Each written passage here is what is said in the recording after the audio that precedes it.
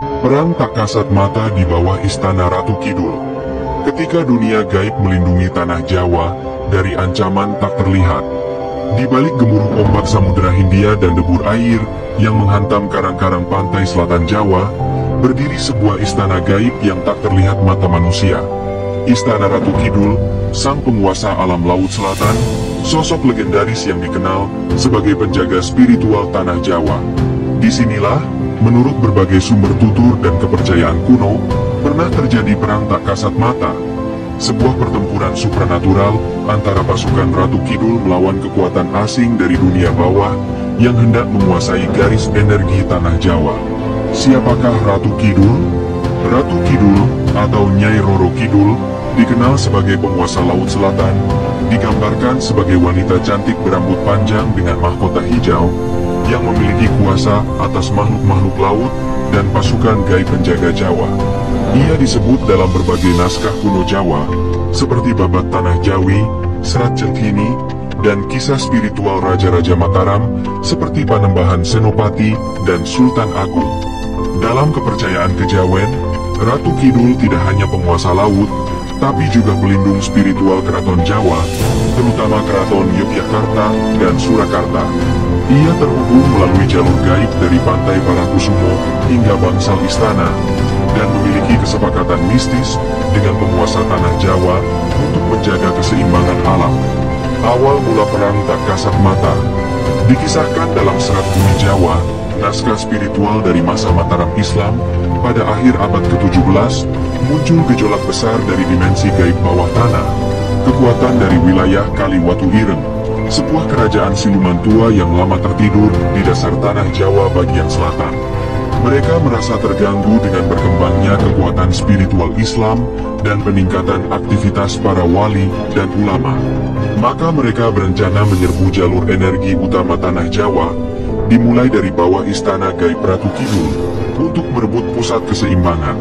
Pasukan siluman ini dikenal sebagai Laskar Jayarengga, terdiri dari makhluk hitam tak berbentuk, bermata merah, dan berkekuatan merusak tatanan alam.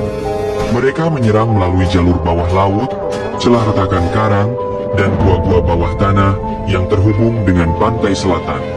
Panggilan Sang Ratu, pertempuran di alam lain. Mengetahui ancaman ini, Ratu Kidul memanggil pasukan gaibnya, para penari laut, siluman penyu emas, naga putih, dan barisan prajurit bertombak dari dimensi laut dalam. Dikisahkan, ia juga meminta bantuan dari para wali penjaga gunung, seperti Sunan Kalijaga, yang diyakini masih bersemayam di alam ruh untuk menyeimbangkan energi spiritual. Pertempuran terjadi tidak di permukaan, melainkan di dimensi antara laut dan tanah, sebuah lapisan gaib di bawah pantai Parangtritis hingga laut selatan. Masyarakat yang tinggal di pesisir malam itu merasakan keanehan. Angin mendadak berhenti, ombak membeku, dan langit bersinar kehijauan padahal tak ada bulan.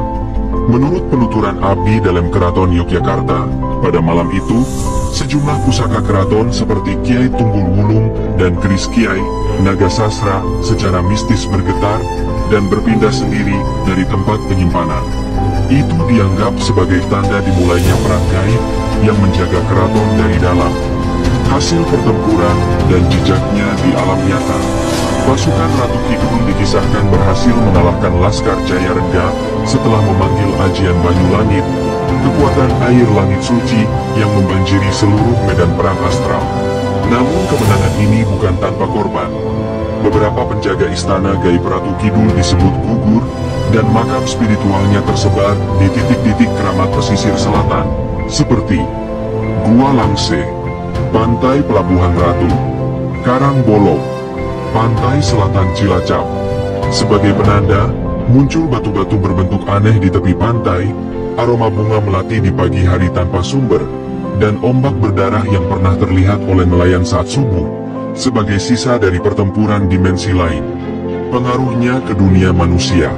Setelah pertempuran itu, muncul larangan-larangan yang diwariskan turun-temurun oleh masyarakat pesisir, seperti jangan memakai baju hijau di pantai selatan karena warna pasukan Ratu Kidul, tidak berbicara kasar atau berteriak di pesisir malam hari, Tidak mengambil batu karang atau pasir dari pesisir selatan. Berhati-hati saat berlayar malam Jumat Kliwon.